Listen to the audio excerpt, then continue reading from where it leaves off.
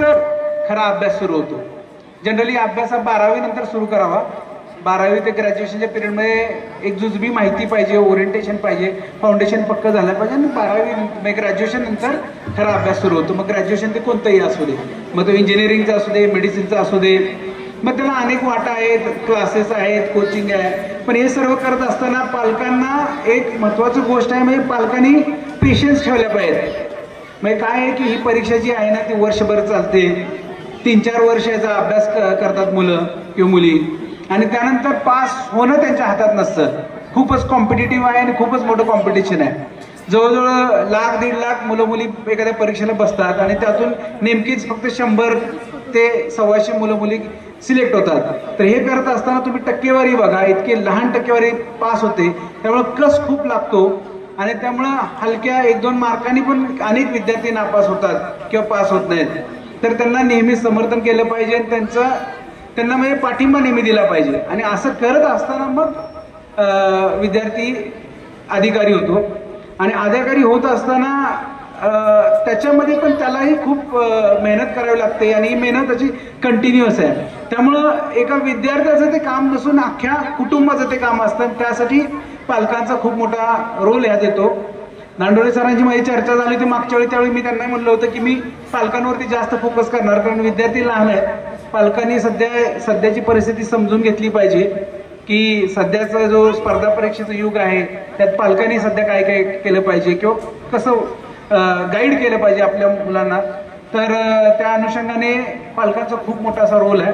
पालकांच्या रोल बरोबरच तसा शिक्षकांचाही रोल आहे, कारण शिक्षक ही विद्यार्थ्याची क्षमता सांगू शकतात. त्यामुळे पालकांनी एक गोष्ट महत्वाची केली पाहिजे की नेहमी तुम्ही ज्यावेळी शाळेत जाल त्यावेळी तिथल्या शिक्षकांशी जरा चर्चा केली पाहिजे आणि शिक्षकच तुम्हाला इनपुट देतील की तुमचा जो विद्यार्थी आहे, तुमचा जो मुलगा आहे किंवा मुलगी आहे त्याची कॅपॅसिटी किती आहे.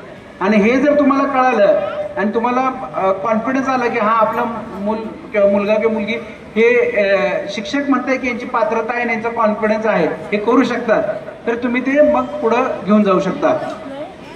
अतिशय चांगला असा हा कार्यक्रम केलेला आहे दांडोरे सर आणि लिगाडे सरांनी. खूप महत्वाचा कार्यक्रम आहे हा, कारण यातून काय होतं की आता पहिलं आपण त्यांनी असंख्य अशा विद्यार्थ्यांचा सत्कार केलेला आहे.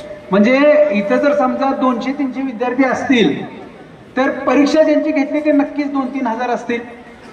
म्हणजे 2 ते 3-4 हजार 8,500 विद्यार्थ्यांची त्यांनी परीक्षा घेतली आणि त्यातून समजा ते 400-500 विद्यार्थ्यांचा इथं सत्कार करत असतील तर खूप खूप मोठं काम आहे. हे शक्य नाही बघा, रेग्युलर शाळांनाच हे काम जमत नाही जे तुम्ही केलेलं आहे. अतिशय सुंदर काम केलेलं आहे. आता ही जी 500-600 मुलं आहेत ह्यांच्यामध्ये एक वेगळा असा आत्मविश्वास आलेला आहे की पुढं ते काहीतरी एक ती चांगली परीक्षा पास होतात. कारण आता एकदम सीड लेवलला लहान असतानाच तुम्ही त्यांना कॉन्फिडन्स दिलाय की मी एक परीक्षा पास होऊ शकतो, मी अभ्यास केल्यावर हे शक्य आहे मला. तो जो कॉन्फिडन्स दिलाय त्याबद्दल तुमचं खूप खूप खूप खूप अभिनंदन.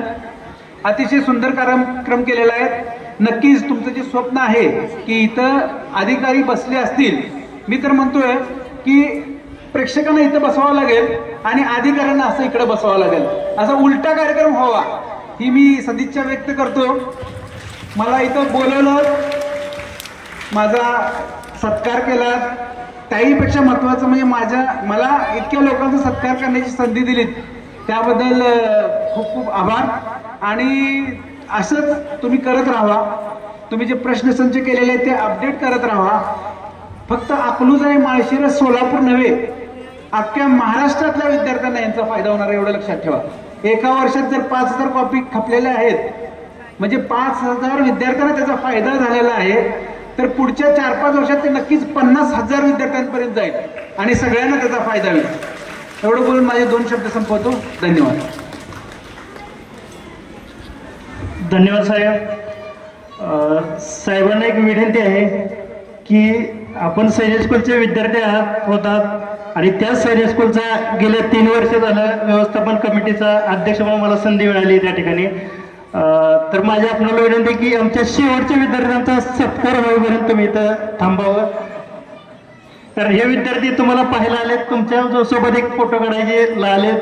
हा एक फोटो भविष्यातला अधिकारी घडवणारा ठरणार आहे. तर एवढी साहेबांना विनंती करतो आणि माझं आणि प्रश्नसंच साहेबांची प्रस्तावना आहे आपल्या प्रश्नसंचमध्ये,